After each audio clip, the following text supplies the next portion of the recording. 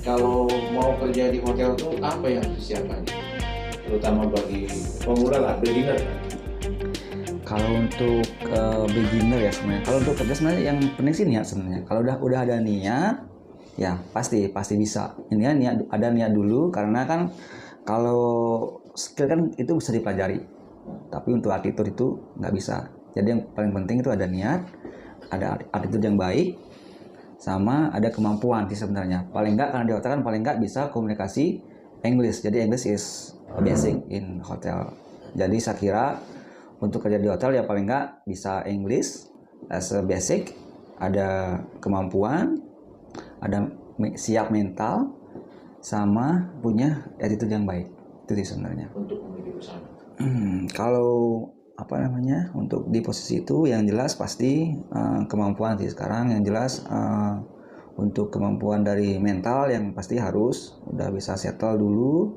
Terus untuk kemampuan analisa pasti harus ditingkatkan lagi. Terus relation juga harus, karena kita harus sebagai di top level paling nggak kita punya relasi yang baik sesama tim, sesama manajer, sesama hotel lain mungkin, dan memperluas untuk relasi di luar hotel juga. Dan yang paling penting ya untuk knowledge tentang properti, tentang hotel dan lain sebagainya gitu. Kalau mentor, kalau saya sangat menghargai dan sangat menghormati seorang senior, seorang guru, karena guru itu yang jelas pasti punya pengalaman yang lebih jauh dari kita.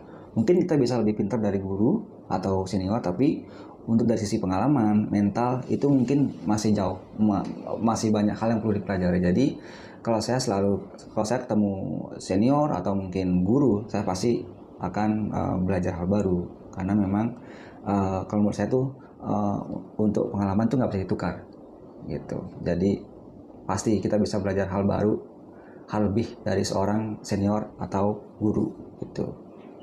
Jadi kalau untuk front office manager sih kurang lebih ya secara general saja. Jadi kurang lebih.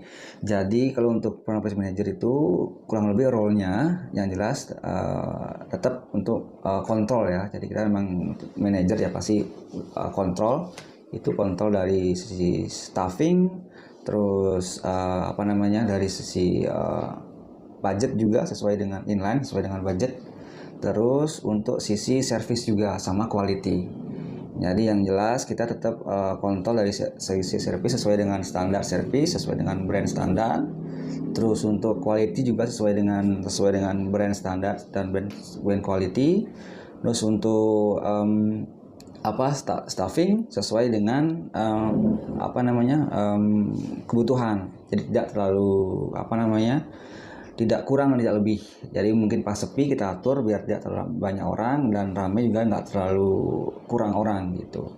Dan untuk sisi budget juga kita harus sesuai untuk